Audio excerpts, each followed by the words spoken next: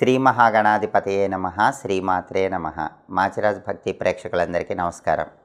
November 21వ తేదీ నుంచి నవంబర్ 30వ తేదీ వరకు మేషాది ద్వాదశ రాశులకి రాశి ఫలితాలు ఎలా ఉంటాయో, అలాగే ఈ 10 రోజుల్లో ద్వాదశ రాశుల వాళ్ళకి ఏ గ్రహాలు యోగిస్తాయో, ఏ గ్రహాలు యోగించవో, యోగించని గ్రహాలు యోగించాలంటే పాటించాల్సిన పరిహారాలేంటో, ఏ దేవీ దేవతల ఆలయ దర్శనం చేయాలో, ఎలాంటి మంత్రాలు జపించుకోవాలో, ఏ స్తోత్రాలు చదువుకోవాలో, ఎలాంటి దానాలు ఇచ్చుకోవాలో, సకల దేవతా స్వరూపమైన గోమాతకు ఎలాంటి ఆహారం తినిపించాలో, ఈ 10 రోజుల్లో ద్వాదశ రాశుల వాళ్ళకి రాశి ఫలితాలు ఎలా ఉండబోతున్నాయో ఈ వీడియోలో మనం తెలుసుకుందాం. తదుపరి తులారాశి.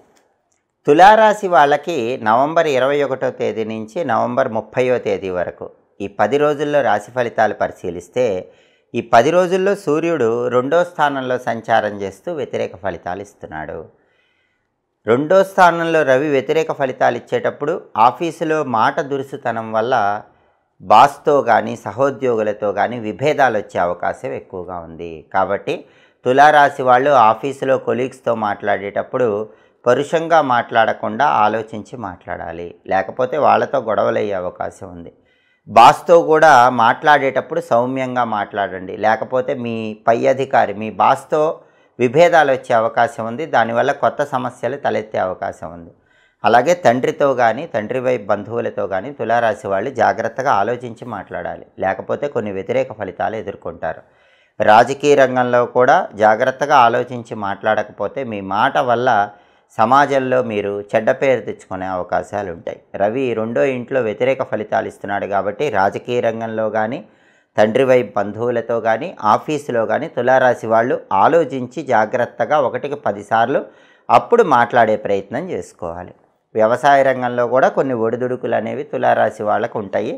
ఆరోగ్యపరంగా నోటికి సంబంధించిన అనారోగ్య సమస్యలు వచ్చే అవకాశం ఉంది కాబట్టి ఈ విషయంలో కొంచెం అప్రమత్తంగా ఉండాలి.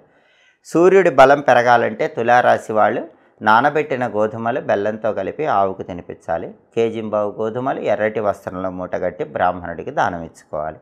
అలాగే ఆదిత్య హృదయ స్తోత్రం రోజు వినాలి. సూర్యుడికి సంబంధించినటువంటి ఒక శక్తివంతమైనటువంటి మంత్రం చదువుతూ సూర్యుడికి అర్ఘ్యం ఇవ్వాలి. ఆ మంత్రం ఏంటంటే ఓం ఘృణిః సూర్య ఆదిత్యోం. ఇది మంత్రం. ఓం ఘృణిః సూర్య ఆదిత్యోం అనే మంత్రం చదువుతూ ప్రతిరోజు కూడా ఈ 10 రోజుల్లో తూర్పు వైపు తిరిగి సూర్యుడికి అర్ఘ్యం ఇవ్వాలి. రాగి పాత్రలో నీళ్లు తీసుకుని ఆ నీళ్ళలో ఎర్ర పుష్పాలు కొన్ని కలిపి ఈ మంత్రం 12 సార్లు చదువుతూ ఆ నీళ్లు మొక్కలో పోస్తూ సూర్యుడికి అర్ఘ్యమిస్తే సూర్యుడి బలం పెరుగుతుంది. అప్పుడు ఈ సమస్యల నుంచి బయటపడవచ్చు. ముఖ్యమైన పని మీద బయటికి వెళ్ళేటప్పుడు కూడా బెల్లం ముక్క నోట్లో వేసుకున్న నవ్వులతో వెళితే సూర్యుడి బలం విశేషంగా పెరుగుతుంది. అలాగే సూర్యుడికి సంబంధించినటువంటి ఒక శక్తివంతమైన మంత్రం ఓం సవిత్రే నమః రోజు కూడా 21 సార్లు చదువుకుంటూ ఉండాలి. సూర్యుడి బలం పెరుగుతుంది. అలాగే బుధుడు ఈ 10 రోజుల్లో తులారాశి వాళ్ళకి 2, 1 స్థానాల్లో సంచారం చేస్తున్నాడు. ప్రధానంగా మొదటి 3 రోజుల్లో 2వ సంచారం చేస్తూ యోగిస్తున్నాడు. తర్వాత 7 రోజుల్లో 1వ సంచారం చేస్తూ వ్యతిరేక ఫలితాలు ఇస్తున్నాడు. కాబట్టి తులారాశి విద్యార్థులకి 21, 22, 23 ఈ 3 తేదీల్లో కూడా బుధుడి బలం బాగుంది కాబట్టి మంచి ర్యాంకులు వచ్చే అవకాశం ఉంది. తులారాశి విద్యార్థులు కాంపిటేటివ్ ఎగ్జామ్స్లో ర్యాంకులు కొడతారు, ఉన్న చదువులో టాప్ పొజిషన్లో ఉంటారు. కొత్త జాబ్ కోసం ఇంటర్వ్యూకి వెళితే ఇంటర్వ్యూలో క్వాలిఫికేషన్కి తగిన జాబ్ రావటం, సెలెక్ట్ కావటం ఇవన్నీ కూడా 21, 22, 23 ఈ 3 తేదీల్లో జరిగే అవకాశం తులారాశి వాళ్ళకు ఉంటుంది. అలాగే వ్యాపారంలో కూడా ఊహించిన దానికంటే ఎక్కువ లాభాలు మొదటి 3 రోజుల్లో పొందగలుగుతారు. 24వ తేదీ నుంచి 30వ తేదీ వరకు బుధుడి బలం తులారాశి వాళ్ళకు లేదు. కాబట్టి 24వ తేదీ నుంచి విద్యార్థులు బాగా కష్టపడి చదివితేనే ర్యాంకులు వస్తాయి. కొత్త జాబ్ కోసం ఇంటర్వ్యూలకు వెళితే కొత్త జాబ్ రావటం 24వ తేదీ నుంచి 30వ తేదీ వరకు తులారాశి వాళ్ళకు కష్టంగానే ఉంటుంది. వ్యాపారంలో కూడా ఒడిదుడుకులు అనేవి 24 నుంచి 30వ తేదీ వరకు తులారాశి వాళ్ళకు కనిపిస్తూ ఉంటాయి. విద్యారంగం, ఉద్యోగ రంగం, వ్యాపార రంగంలో నవంబర్ 24 నుంచి నవంబర్ 30 వరకు బుధుడి బలం లేదు కాబట్టి తులారాశి వాళ్ళకు వ్యతిరేక ఫలితాలు ఉంటాయి. 23 వరకు మాత్రం అనుకూల ఫలితాలు ఉన్నాయి. 24 నుంచి 30 వరకు కూడా యోగించాలంటే నానబెట్టిన పెసలు గోవుకు తినిపించాలి. కేజింబావు పెసలు ఆకుపచ్చ వస్త్రంలో మూట కట్టి దానం ఇవ్వాలి. బుధుడికి అధిపతి గణపతి కాబట్టి గణపతికి సంబంధించినటువంటి ఒక శక్తివంతమైన మంత్రం ఓం గూం హేరంబాయ నమః రోజు 21 సార్లు చదువుకోవాలి. సంకటనాశక గణేష స్తోత్రం వినాలి. ఇవన్నీ చేసుకుంటే అప్పుడు తులారాశి వాళ్ళకి నవంబర్ 24 నుంచి నవంబర్ 30 మధ్యలో కూడా బుధుడి బలం పెరుగుతుంది. విద్యా ఉద్యోగ వ్యాపార రంగాల్లో అనుకూల ఫలితాలు పొందవచ్చు. అలాగే తులారాశి వాళ్ళకి కుజుడు 2వ స్థానంలో సంచారం చేస్తూ ఈ 10 రోజుల్లో వ్యతిరేక ఫలితాలు ఇస్తున్నాడు. అంటే 10 రోజుల్లో కూడా కుజుడి బలం తులారాశి వాళ్ళకు లేదు.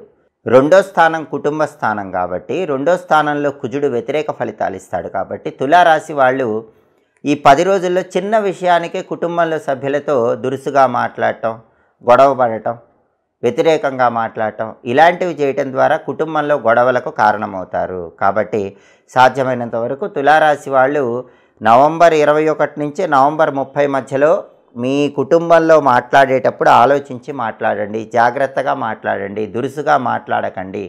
కుటుంబంలో విభేదాలకు అవి కారణమవుతాయి. అలాగే భార్యాభర్తల మధ్య కూడా గోడితో పోయేది గొడ్డలి దాకా తెచ్చుకునే అవకాశాలు ఎక్కువగా ఉన్నాయి. కాబట్టి మాట అదుపులో ఉంచుకునే ప్రయత్నం చేయండి. అలాగే రియల్ ఎస్టేట్లో ఉన్న వాళ్ళకు కూడా తులారాశి వాళ్ళకి కుజుడి బలం లేదు కాబట్టి రియల్ ఎస్టేట్లో సాధారణ ఫలితాలే ఉంటాయి.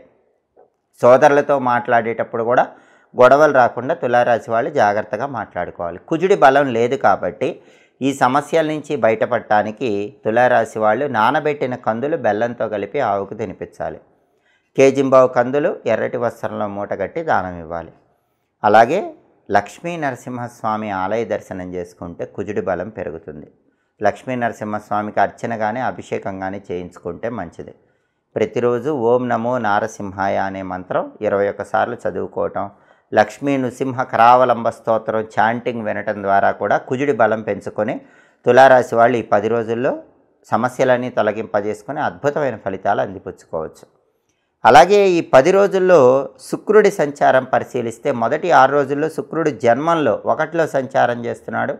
తర్వాత 4 రోజులు 2లో సంచారం చేస్తున్నాడు. ఈ 2 సంచారాలు యోగించే సంచారాలే. అంటే తులారాశి వాళ్ళకి ఈ 10 రోజుల్లో శుక్రుడి బలం అద్భుతంగా ఉంది. శుక్రుడి బలం అద్భుతంగా ఉంది కాబట్టి కుటుంబంలో మాట వల్ల గొడవలు వచ్చినా, ఆఫీసులో మాట వల్ల గొడవలు వచ్చినా, ఏ సమస్యలు ఉన్నా సరే అవన్నీ మర్చిపోయి విందు వినోదపరమైన కార్యక్రమాల్లో పాల్గొంటారు. ఉల్లాసంగా ఉత్సాహంగా కాలాన్ని గడుపుతూ ఉంటారు. ఇష్ట భోజన ప్రాప్తి యోగం ఉంది. రుచికరమైన భోజనం తింటారు. మంచి మంచి స్నేహాల వల్ల మానసికంగా ఉల్లాసాన్ని ఆనందాన్ని పొందగలుగుతూ ఉంటారు. అలాగే కుటుంబంలో భార్యాభర్తల మధ్య కుజుడి బలం లేకపోవటం వల్ల గొడవలు వచ్చినప్పటికీ ఈ శుక్రుడి బలం వల్ల మళ్ళీ మీ మాటల చాకచక్యంతో వాళ్ళని ఆకట్టుకునే అవకాశాలు ఎక్కువగా ఉన్నాయి. భోగాలలో మునిగి తేలే సూచనలు ఉన్నాయి. టెక్స్టైల్, లేడీస్ ఎంపోరియం, బొటిక్ లాంటి వ్యాపారాల్లో లాభాలు పొందే అవకాశాలు ఎక్కువగా ఉన్నాయి. సినిమా రంగం, టీవీ రంగం, సంగీత నాట్య రంగాల్లో అద్భుతమైన అవకాశాలు కలిసి వచ్చి పేరు, డబ్బు ఇలాంటివి పొందే సూచనలు కూడా ఉన్నాయి. టెక్స్టైల్, లేడీస్ ఎంపోరియం, బొటిక్ లాంటి వ్యాపారాల్లో మంచి లాభాలు పొందే యోగం ఉంది. అంటే శుక్రుడి బలం తులారాశి వాళ్ళకి ఈ 10 రోజుల్లో విశేషంగా యోగిస్తోంది. కాబట్టి తులారాశి వాళ్ళకి ప్రధానంగా శుక్రుడు యోగిస్తున్నాడు. మొదటి 3 రోజుల్లో బుధుడు యోగిస్తున్నాడు.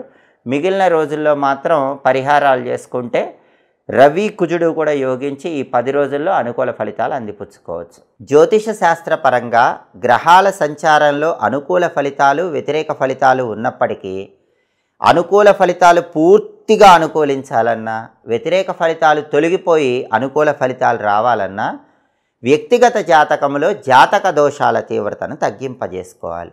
ఏ రాశి వాళ్ళకైనా సరే వాళ్ళ జన్మరాశికి కానీ వాళ్ళ నామరాశికి కానీ గ్రహాల సంచారం పూర్తిగా యోగించి అనుకూల ఫలితాలే రావాలంటే, పరిహారాల వల్ల కలిసి రావాలంటే వ్యక్తిగత జాతకంలో దోషాల తీవ్రత తగ్గిపోవాలి. దాదాపుగా 100కి 90% జాతకాల్లో కాలసర్పదోషాలు, రాహుకేతు దోషాలు, నాగదోషాలు, పితృదోషాలు ఇలాంటివి ఎక్కువగా ఉంటూ ఉంటాయి. వీటి వల్లే ఎన్ని పరిహారాలు చేసుకున్నా సరే ఆ పరిహారాల వల్ల సమస్యలు తగ్గిపోవటం అనేది ఆలస్యమవుతూ ఉంటుంది. కాబట్టి గ్రహాల సంచారం బట్టి, రాశి ఫలితాలను బట్టి పరిహారాలు చేసుకున్నప్పటికీ కూడా మీ వ్యక్తిగత జాతకాల్లో ఉండేటటువంటి ఈ రకమైన కాలసర్పదోషాలు, పితృదోషాలు వీటి తీవ్రతను తగ్గింపజేసుకోవాలి. కాబట్టి 12 రాశుల వాళ్ళు ఎవరైనా సరే వాళ్ళ జన్మ జాతకంలో, వాళ్ళ పుట్టిన జాతకంలో ఉన్నటువంటి కాలసర్పదోషాలు తొలగిపోవాలన్నా, రాహుకేతు దోషాలు తొలగిపోవాలన్నా, నాగశాపాల నుంచి బయటపడాలన్నా జంట నాగుల విగ్రహాలకు సంబంధించిన ప్రత్యేకమైన విధి విధానం పాటించాలి. ఆ విధి విధానం ఏంటంటే, మీకు వీలైనప్పుడల్లా జంట నాగుల విగ్రహాల దగ్గరకు వెళ్ళి ఆ విగ్రహాలకు పాలు పోసి ఆ విగ్రహాల నీటితో శుభ్రం చేసి ఆ తర్వాత కొద్దిగా పసుపు కొంచెం కుంకుమ ఆ విగ్రహాల మీద చల్లి ఆ విగ్రహాల దగ్గర మట్టి ప్రమిదలో నువ్వు నూనె పోసి దీపాన్ని వెలిగించాలి. ఆ తర్వాత ఆ విగ్రహాల తోకల దగ్గర జిల్లేడాకులో బెల్లం ముక్క నైవేద్యంగా సమర్పించాలి. జంటనాగుల విగ్రహాల చుట్టూ 9 ప్రదక్షిణలు చేయాలి. ఈ ప్రత్యేకమైన పరిహారం వీలైనప్పుడల్లా చేసుకోవటం, ఇంకా వీలైతే దేవాలయంలో ఉన్న పుట్టల దగ్గరకు వెళ్ళి పుట్ట మీద పసుపు కుంకుమ చల్లి పాలు పోసి పుట్ట చుట్టూ ప్రదక్షిణలు చేసి పుట్ట దగ్గర చలిమిడి చిమ్మిలి నైవేద్యంగా సమర్పించడం ద్వారా కాలసర్ప దోషాలు, రాహుకేతు దోషాలు, నాగశాపాలు వీటన్నిటి నుంచి బయటపడవచ్చు. అలాగే రాశిపరంగా ఎన్ని పరిహారాలు చేసుకున్నా కూడా ఆ పరిహారాలు ఫలించటం ఆలస్యం అవటానికి ప్రధాన కారణం జాతకంలో పితృదోషాలు, పితృశాపాలు ఉండటమే. ఎవరైనా సరే 7 తరాల్లో సర్పాలకు అపచారం చేస్తే, సర్పాలను చంపితే, సర్పాలను కర్రతో కొడితే అటువంటప్పుడు కాలసర్పదోషాలు, నాగదోషాలు వస్తాయి. అలాగే 7 తరాల్లో ఎవరైనా మరణించినటువంటి పితృదేవతలకు చేయాల్సిన కార్యక్రమాలు చేయకపోతే, వాళ్ళకి తర్పణాలు ఇవ్వకపోతే, పిండ ప్రదానాలు చేయకపోతే అటువంటప్పుడు పితృదోషాలు, పితృశాపాలు వస్తాయి.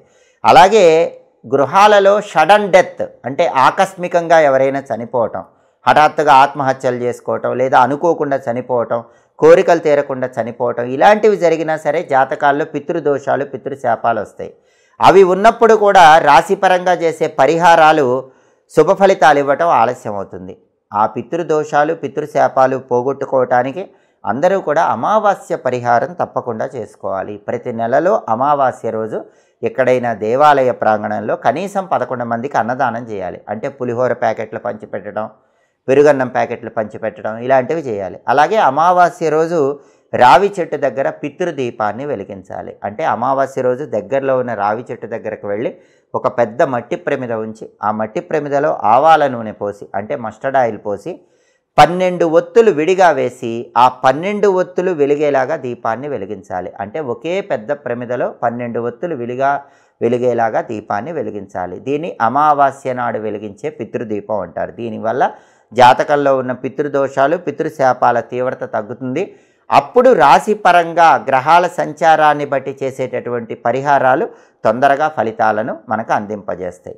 ఎప్పటికప్పుడు గ్రహాల సంచారంలో మార్పు ద్వారా మీ రాశి ఫలితాలు తెలుసుకోవాలనుకుంటున్నారా? అయితే మాచిరాజు భక్తి ఛానల్ తప్పకుండా సబ్స్క్రైబ్ చేసుకోండి.